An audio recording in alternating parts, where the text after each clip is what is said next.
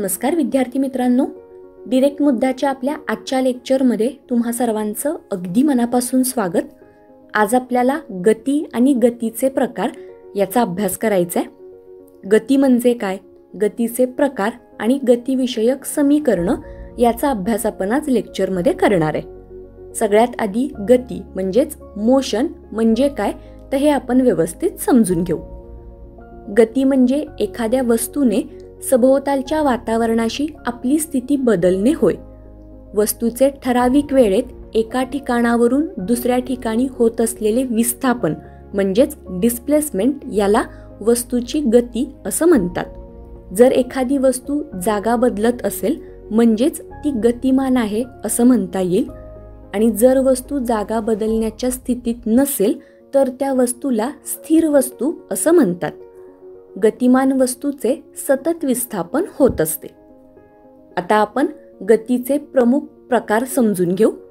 पहिला प्रकार आहे स्थानांतरणीय गती म्हणजेच ट्रान्सलेशनल मोशन. त्यानंतर घूर्णन गती म्हणजे रोटेशनल मोशन आणि तिसरी गती ती म्हणजे दोलन गती म्हणजेच ऑसिलेटरी मोशन. सगळ्यात आधी आपण स्थानांतरणीय गती म्हणजे काय तर हे व्यवस्थित समजून घेऊया. जर एखादी वस्तू एका बिंदूपासून दुसऱ्या बिंदूकडे जाऊन आपली जागा बदलत असेल तर त्याला स्थानांतरणीय गती म्हणजेच ट्रान्सलेशनल मोशन असं म्हणतात. Translational motion is the motion by which a body shifts from one point in space to another. याचं जर आपण उदाहरण बघितलं तर रेल्वेची गती किंवा पक्ष्यांची गती तर ही ट्रान्सलेशनल मोशनची उदाहरणं आहेत. पुढे आपण घूर्णन गती म्हणजे काय तर हे बघूयात. जर एखादी वस्तू विशिष्ट आसाभोवती फिरत असेल तर ती घूर्णन गतीमध्ये आहे असं म्हटलं जातं. यामध्ये वस्तू ही ठराविक वेळेनंतर तोच तो मार्ग रिपीट करते. उदाहरणार्थ पंखा, भोवरा किंवा आपल्या पृथ्वीचे परिवलन. आता आपण दोलन गतीबद्दल माहिती बघू. जर वस्तू एकाच मार्गाने फिरत असेल आणि तो मार्ग गोलाकार नसेल तर त्याला दोलन गती असं म्हणतात. उदाहरणार्थ झोका किंवा दोलक. लेक्चरमध्ये पुढे आपण काही महत्त्वाच्या संज्ञांबद्दल सुद्धा माहिती बघणार आहे. यामध्ये आपल्याला डिस्टन्स म्हणजेच अंतर आणि डिस्प्लेसमेंट म्हणजे विस्थापन तर याच्याबद्दल माहिती बघायची. अंतर म्हणजे दोन बिंदूंच्या दरम्यान गतिमान असताना वस्तूने प्रत्यक्ष केलेले मार्गक्रमण होय. म्हणजेच गतिमान वस्तूमधील आरंभ बिंदू ज्यालाच आपण इनिशियल पॉइंट म्हणतो आणि अंतिम बिंदू म्हणजेच फायनल पॉइंट यांच्यातील प्रत्यक्ष मार्गक्रमण होय. वस्तू स्थिर झाल्यानंतर आरंभ बिंदू व अंतिम बिंदू यांच्यातील कमीत कमी सरळ रेषेतील अंतर म्हणजेच शॉर्टेस्ट डिस्टन्स यालाच विस्थापन असं म्हटलं जातं.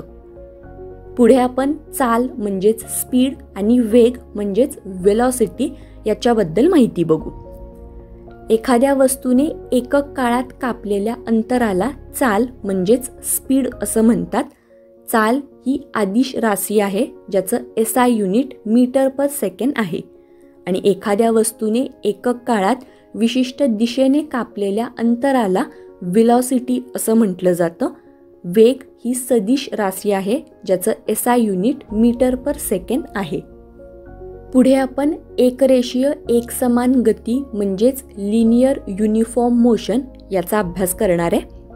ज्या गतीमध्ये वस्तू समान कालावधीमध्ये समान अंतर कापत असेल तर त्यास एकसमान गती असं म्हणतात. उदाहरणार्थ एखादी वस्तू पहिल्या 30 सेकंदामध्ये 100 मीटर अंतर कापत असेल तर ती वस्तू दुसऱ्या सेकंदात तेवढेच अंतर पार पाडते. म्हणजे एकसमान गतीमध्ये चाल स्थिर राहते. आता आपण एकरेषीय नैकसमान गती म्हणजेच लिनियर नॉन युनिफॉर्म मोशन याच्याबद्दल माहिती बघू. ज्या गतीमध्ये वस्तू कालांतराने स्वतःची चाल बदलते व समान कालावधीमध्ये वेगवेगळे अंतर कापते त्याला नैकसमान गती असं म्हणतात. उदाहरणार्थ एखादी वस्तू पहिल्या 30 सेकंदामध्ये 100 मीटर अंतर कापते तर तीच वस्तू दुसऱ्या 30 सेकंदामध्ये 100 मीटरपेक्षा जास्त किंवा कमी अंतर कापते. आता आपल्याला एकसमान वर्तुळाकार गती म्हणजेच युनिफॉर्म सर्क्युलर मोशन काय असतं हे आपण समजून घेणार आहे. आपण एकरेषीय गती पाहिली. जर एखादी वस्तू वर्तुळाकार मार्गाने सारख्याच वेळेत सारखेच अंतर कापत असेल तर त्याला एकसमान वर्तुळाकार गती असं म्हणतात. यामध्ये चाल सारखीच असते परंतु वेग बदलत असतो कारण वस्तू ही दिशा बदलते. ही वस्तू फिरताना नेहमीच केंद्राकडे आकर्षित होऊन फिरते. त्या आकर्षण बलाला सेंट्रिपिटल फोर्स असं म्हटलं जातं. उदाहरणार्थ पृथ्वीची सूर्याभोवती फिरण्याची क्षमता. आता आपण गतिविषयक काही समीकरणं तर ती समजून घेऊ. पहिलं समीकरण आहे वेग आणि काळ या संबंधीचं समीकरण.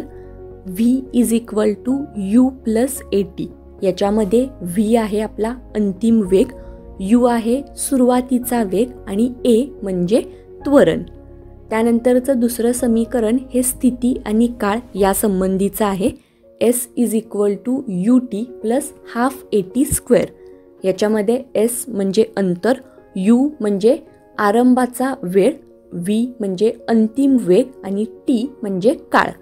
आणि त्याचप्रमाणे स्थिती आणि वेग यांच्या संबंधीचं समीकरण म्हणजे v² = u² + 2as. आपल्या आजच्या डिरेक्ट मुद्दा या लेक्चरवरती आधारित एक सेल्फ ॲनालिसिसचा क्वेश्चन खाली दिलेला आहे. या प्रश्नाचा आन्सर तुम्ही कमेंट सेक्शनमध्ये मेन्शन करा.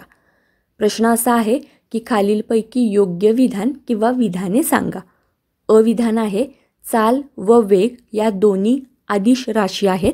आणि ब विधान आहे वस्तू स्थिर झाल्यानंतर आरंभबिंदू व अंतिम बिंदू यांच्यातील कमीत कमी सरळ रेषेतील अंतर म्हणजेच शॉर्टेस्ट डिस्टन्स याला विस्थापन असं म्हणतात. या प्रश्नाचा आन्सर तुम्ही कमेंट सेक्शनमध्ये मेन्शन करा. लेक्चरमध्ये आता आपण इथेच थांबू. थँक्यू.